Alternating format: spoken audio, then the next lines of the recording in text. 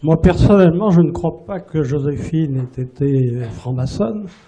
Je me suis livré à un travail important sur Joséphine de Beauharnais, puisque j'ai sorti en 2013 un livre sur sa vie qui s'appelle Joséphine, l'impératrice créole, et les problèmes de l'esclavage. Je n'ai trouvé absolument aucune mention de l'esclavage dans toutes mes recherches. Voilà. Par ailleurs, j'aurais voulu vous poser une question sur la franc-maçonnerie au XVIIIe siècle. Vous avez eu un météore qui est apparu dans le ciel de la franc-maçonnerie qui s'appelle Martinez de Pasquali, que vous connaissez puisque vous sauriez. Est-ce que vous pourriez nous expliquer un peu ce phénomène, puisqu'il a été obligé, il a très bien réussi dans la franc-maçonnerie, mais peut-être de façon un peu... Il aimait bien l'argent, je crois. Et vous avez réussi, enfin vous, les francs-maçons, avez réussi à l'éliminer et à le faire partir en 1773, je crois, à Saint-Domingue, où il est mort très misérable, je crois.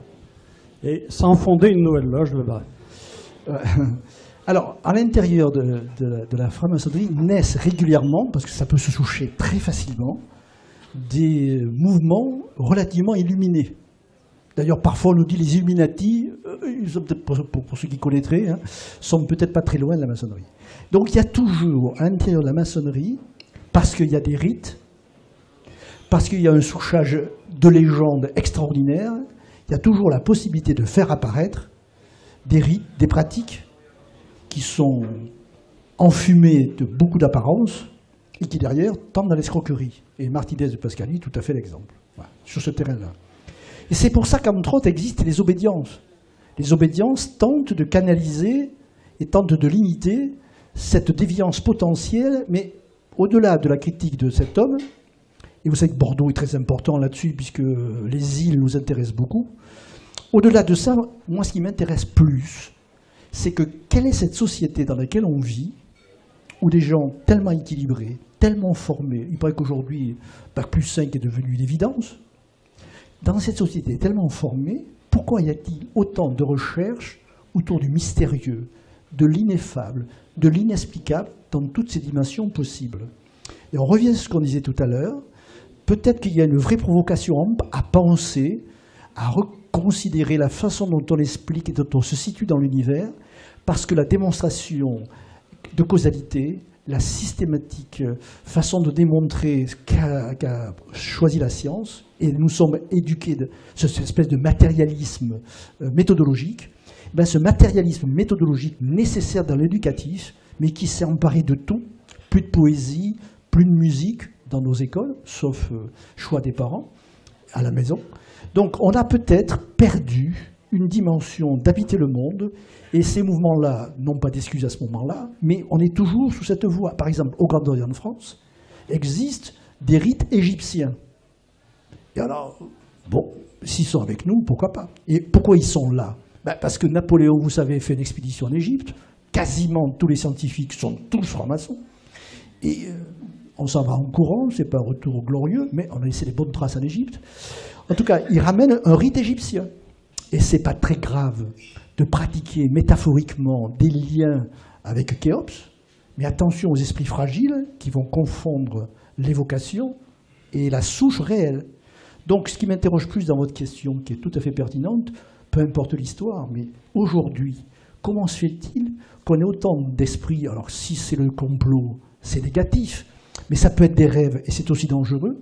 Comment se fait-il que notre structure de pensée, tellement structurée autour du matérialisme méthodologique, comment se fait-il cet esprit de pensée et laisser en jachère des pans entiers de l'âme humaine, la sensibilité, etc. Vous voyez, aujourd'hui, on peut faire le test ici, on peut se mettre au défi de citer un poète contemporain. Un poète contemporain. Alors si on a son voisin qui fait des poèmes, on se sent moins bête, mais à part ça. Eh bien, nous venons d'une époque où on lisait Aragon, on lisait Éluard, c'était nos contemporains. Donc moi je suis plus intéressé, la maçonnerie, il faut qu'elle se situe bien là-dessus, pas être dans un refus de l'enchantement, mais savoir le canaliser pour répondre à ce qui est trop resté en jachère, une autre façon d'habiter le monde, une autre façon de s'expliquer pourquoi on apparaît, pourquoi on disparaît, c'est quoi le sens du monde. C'est un des travaux que nous menons entre nous, c'est un des partages que nous faisons. Personne ne trouvera une réponse prête à l'emploi. Des Descartes disait il faut se remettre en doute. C'est l'école du doute, la maçonnerie. Mais au moins, on peut y chercher, on peut y proposer sa quête, ses quelques ouvertures, et surtout, on les partage. Voilà. Donc je me servirai uniquement, sans insister sur Martinez de Pascoli et ce qu'il y a derrière, je me servirai de cela pour montrer peut-être ce pourquoi la maçonnerie est passée de 40 000 membres avant 40 à 150 000 aujourd'hui.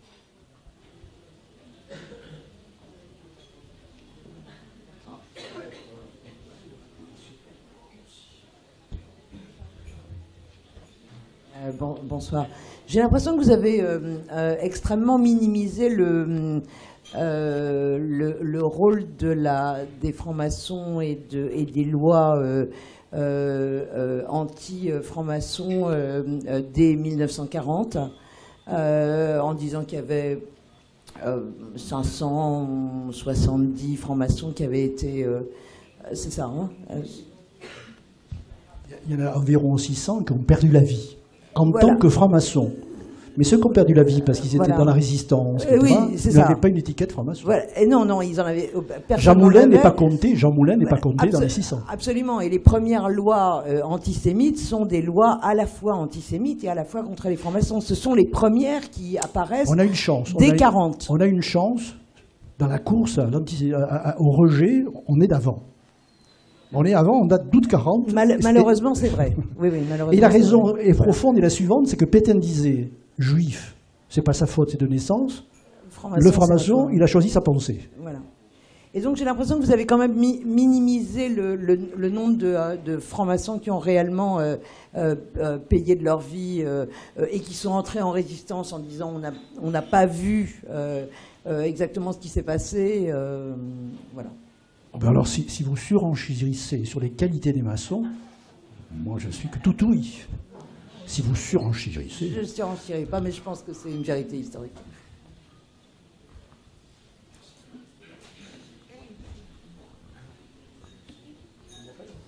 Autre...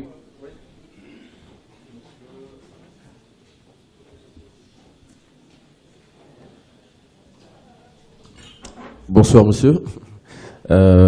Écoutez, moi je vous ai écouté avec beaucoup d'attention et beaucoup d'intérêt. Et le moins qu'on puisse dire, c'est que vous m'aviez, d'un point de vue historique, éclairé sur un petit peu ce qui était l'origine de la maçonnerie. Toutefois, je me pose quand même des questions à savoir sur l'intérêt à l'heure où nous sommes, où les gens sont dotés d'un certain nombre de moyens de communication, de se retrouver dans des salles pour s'adonner à des pratiques. Bon, après, je ne sais pas ce qui s'y passe personnellement, mais pardonnez-moi. Et puis, mais bon, je ne sais pas, peut-être qu'il y a une partie qui a dû m'échapper, mais je ne saisis pas en fait la finalité de la maçonnerie. Ces gens qui viennent chez vous, quel est l'objectif final en fait d'un franc-maçon? Merci. Alors la réponse est relativement simple. D'abord, vous êtes l'occasion, merci d'être là dans votre personne, pour dire une grande flèche contre la maçonnerie, vraiment une grande condamnation. Encore aujourd'hui aux États-Unis, il y a des loges qui n'acceptent pas la présence de gens de couleur. Aux États-Unis, actuellement. C'est vous dire qu'il n'y a pas de quoi toujours être fier d'être maçon. Elle a mis du temps, alors ce n'est pas le cas de la France, qui a une histoire complètement différente, donc c'est complètement différent. Mais c'est le moment de le dire, parce que parfois on est content de dire « Ah, les maçons, ils ont souffert, tout ça, vous avez raison. Hein. » Mais parfois, il n'y a pas d'automatisme. Hein, ça crée, si c'était... Écoutez, si être franc-maçon, ça rendait intelligent, ça serait remboursé par la sécurité sociale. Donc, c'est pas... Alors, l'intérêt de se rencontrer, de se retrouver, etc., c'est simple. Si vous ne posez aucune question, si vous êtes à la recherche de rien, il ne faut pas venir. Si vous cherchez on ne sait pas trop quoi, et plutôt pas tout seul, vous ne trompez pas d'obédience, parce qu'il y a sur le marché, il y a ce qu'il faut, renseignez-vous un petit peu, et vous pouvez candidater pour entrer en maçonnerie de façon très très simple, par Internet. Voilà. Ensuite, vous serez contacté, etc. Et puis, on en revient à ce qu'on disait tout à l'heure. Voilà. La virtualité, on est tellement archaïque qu'on la refuse. Voilà. Et le plaisir de saluer quelqu'un, c'est bien quand il est loin en Australie grâce à Skype, c'est quand même mieux de boire une bière ensemble quand on se rencontre. C'est que ça aussi. C'est que ça aussi. Il y a quelque chose qui se passe entre deux personnes. Et hélas, le virtuel ne le remplacera jamais. Je ne vais pas reprendre mon exemple de tout à l'heure. Hein. Donc en gros, la finalité en fait, c'est permettre aux gens de pouvoir se réunir parce qu'on vit dans un monde de fous. On court, on ne sait pas trop où on va en fait, c'est ça? C'est d'ailleurs un des dangers de la maçonnerie, c'est qu'on est tellement bien dans nos loges, on s'écoute tellement, que ça devient un cocon, on ferme les portes, vous êtes protégés, ce que vous direz là ne sera jamais dit ailleurs. Et donc du coup, l'un des dangers de cette pratique, c'est de se replier dans l'entre-soi. On reste là, quoi. Et dehors, ça brûle, mais on s'interroge toujours sur le sexe des anges comme Alexandrie, quoi. Ça serait dommage, quoi. Voilà, ce qu'il faut, c'est être présent dans le monde. C'est un choix du Grand Orient de France. Il y a des obédiences qui n'ont pas du tout fait ce choix.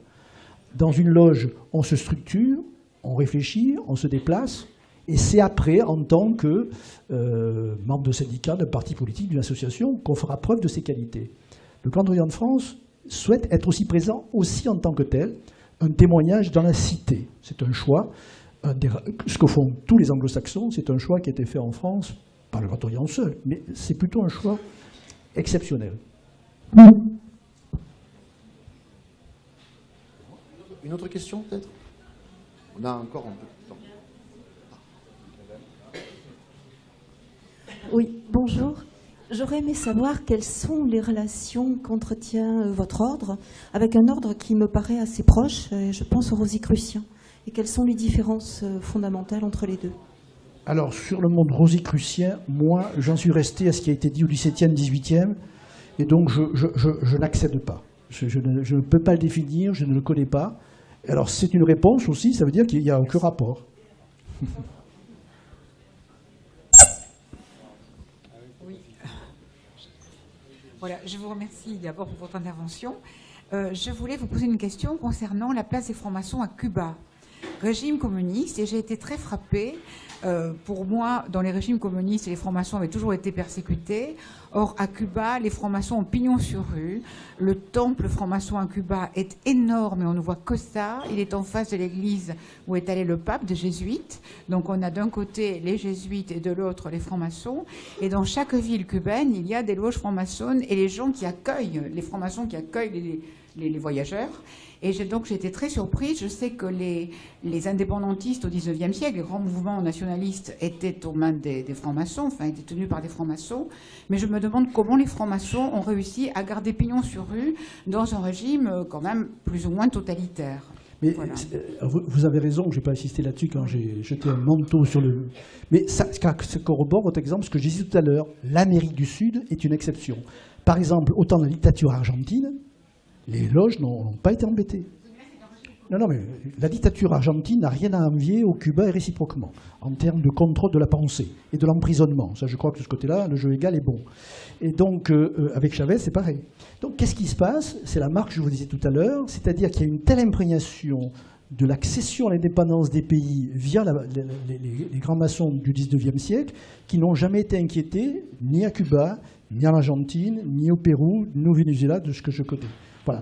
Mais ça n'empêche pas qu'à ce moment-là, les loges aussi font profil bas. C'est-à-dire qu'on prend un grand maître plutôt qu'on ne remarque pas trop. Ah non, mais noyauté, ça fait partie de nos trucs qu'on a toujours, nous aussi. Attention, on va être noyauté par les uns, par les autres. L'islam va nous noyauter, le Front National... Non. Ce que je crois, c'est qu'on est tellement peu intéressant que personne ne souhaite nous noyauter de ce côté-là, hélas. Moi, j'aurais tellement aimé que l'on me noyautât, mais j'ai constaté que ça n'intéressait pas... C'était pas le cas. Que l'on me noyautasse, en plus. Quelle erreur. Noyautasse. Bonsoir, je ne sais pas si vous me voyez, je suis là. Bonsoir. Sur Bordeaux, enfin après je ne sais pas ailleurs, hein, mais on a le sentiment aujourd'hui que des gens intègrent les francs-maçons pour faire du business. Alors, qu'en est-il? Parce que c'est une réalité. Hein. Les gens en parlent, les gens disent je vais faire telle chose, comme ça après je vais récupérer des marchés. Moi j'en connais qui se marient pour les mêmes raisons. Elle a une belle dot, le père il a tel job, je ne fais pas référence à des candidates locales aux élections dont le beau-père... Non, je ne dis pas ça. Mais je constate que c'est la même chose pour le mariage. Qu'est-ce que vous voulez? C'est bien. Si vous avez peut-être, j'y pensais pas, mais vous me donnez peut-être l'explication en fait pourquoi il y en a un sur 5 qui s'en va au bout de 3-4 ans. C'est parce que quand on voit le peuple... Moi je suis venu avec ma bicyclette ce soir, grand maître adjoint du Grand Orient de France, j'ai raté un truc. Alors, ce qu'il y a, vous rappelez les affaires de Nice, ceux qui sont âgés comme moi, là, avec le procureur Montgolfier, etc. Ouais, et oui. Mais bien sûr, les gens se rencontrent, parlent, échangent, et peut-être que derrière, on peut faire du business derrière. Moi, l'affairisme, ça a été sur la place publique, donc c'est pas une contradictoire. Nous avons été exemplaires en tant que maçons, puisque Jérôme Cahuzac, franc-maçon, est un type, vous l'avez vu, qui mange jamais. Ça a été prouvé, quoi. Il n'y a pas de raison. Et puis qui respecte les règles fiscales, il n'y a aucun problème. D'accord, oui, c'est vrai. Mais alors là, tout à fait. Mais écoutez, si on fait rêver encore comme ça, ben tant pis, ils rencontreront peut-être pour ce motif, et s'ils restent, c'est qu'ils auront sûrement trouvé notre réponse, à mon avis. Les hommes politiques restent-ils Alors, la question devant, c'est les hommes politiques. Alors, on a un vrai problème avec les hommes politiques. Un vrai problème, pourquoi? Parce qu'on est content de les avoir, parce que ça peut faire une salle gratuite de mairie, ça peut faire une disponibilité plus facile, etc. Sauf qu'ils ne sont pas très présents après, une fois qu'ils ont été élus, quoi. Alors, on ne sait pas trop quoi faire. On ne sait pas si on les garde, parce que ça fait bien de les avoir chez soi, sur la liste des membres. Dis-moi qui tu attires, je te dirai tes qualités. Donc on a tendance à s'en glorifier. Et sauf que quand il nous éclate dans les doigts comme Cahuzac, on dit mais si on avait su, on l'aurait pas gardé parce que ça fait 10 ans qu'il ne vient plus. Voilà, c'est le vrai problème.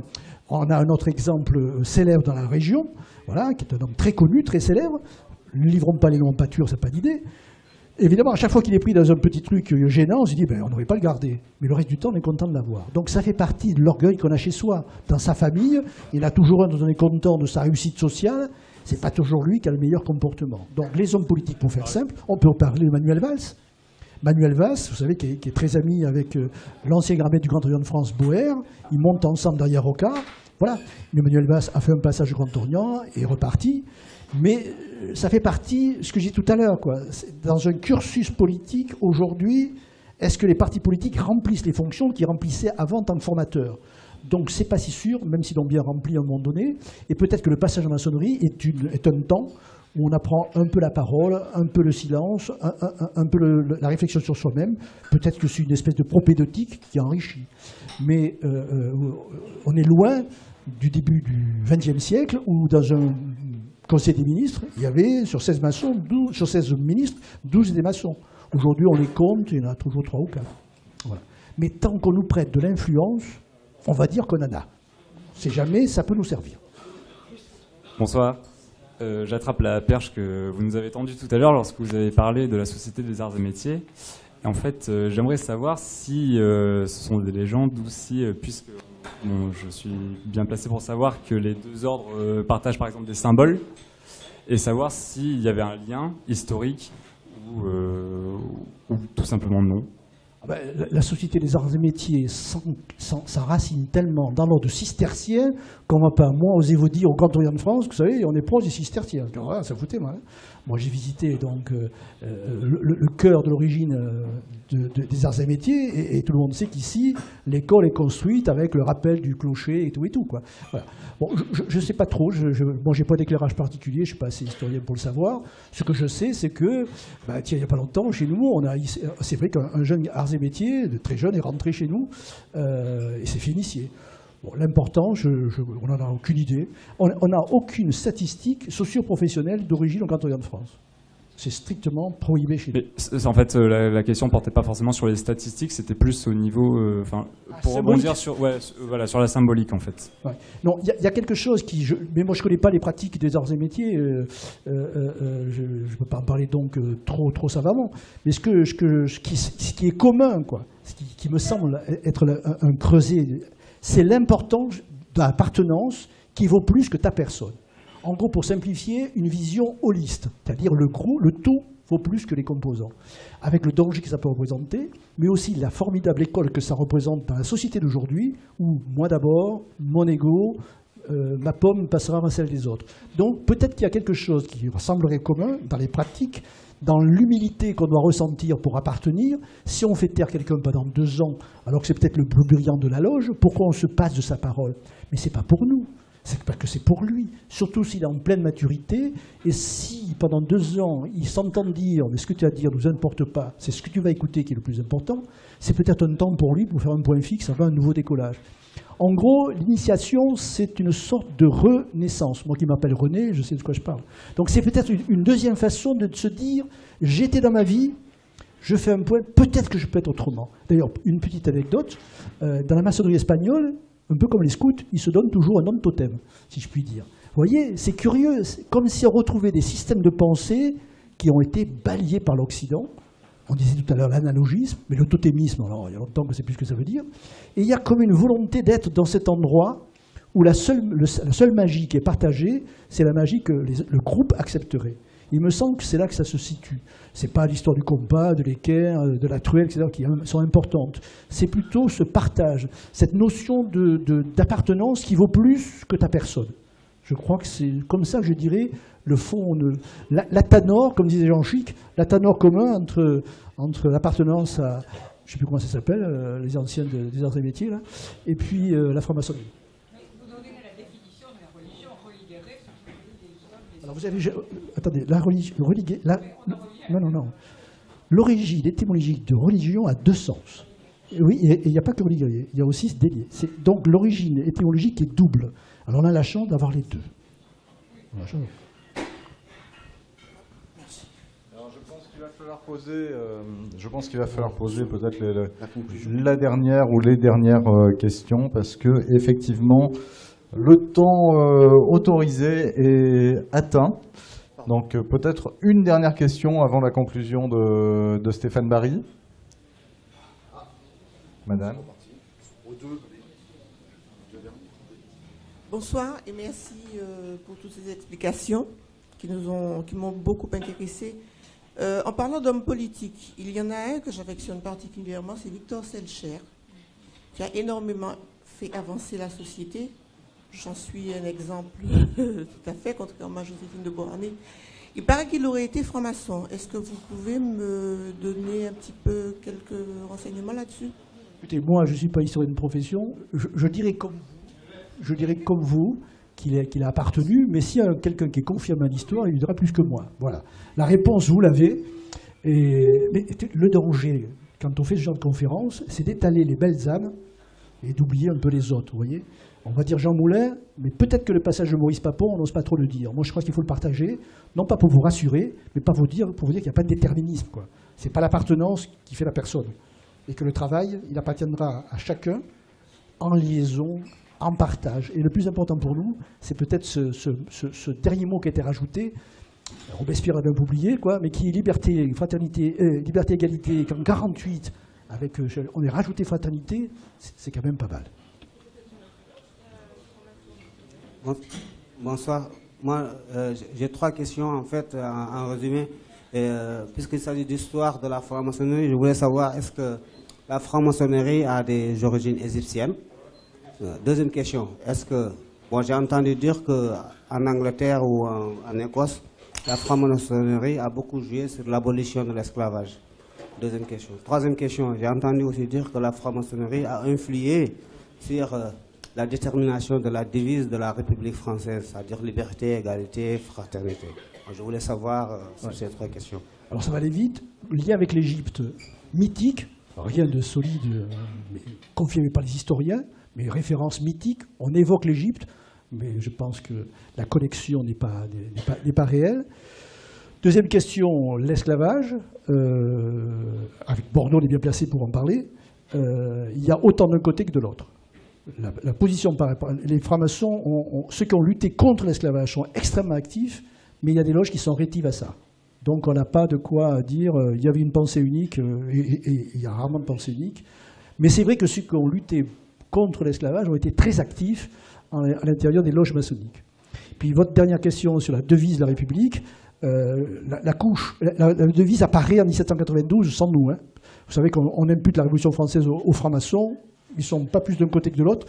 Ici, ils sont très girondins, mais vous savez que la maçonnerie va être interdite quand les Jacobins prennent le pouvoir à Paris, enfin la partie montagnarde plutôt, parce que tout ça c'est les Jacobins, quand les Jacobins montagnards prennent le pouvoir à Bordeaux, on est décapité.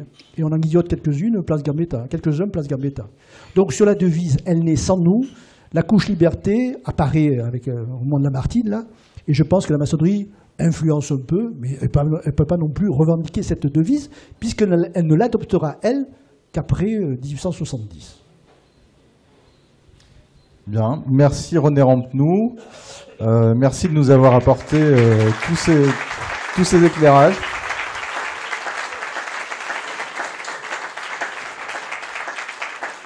Je crois que les applaudissements et le nombre des questions montrent effectivement l'intérêt de toutes les personnes présentes ici ce soir. Donc merci encore et merci à Stéphane Barry d'avoir organisé cette soirée. Alors, merci.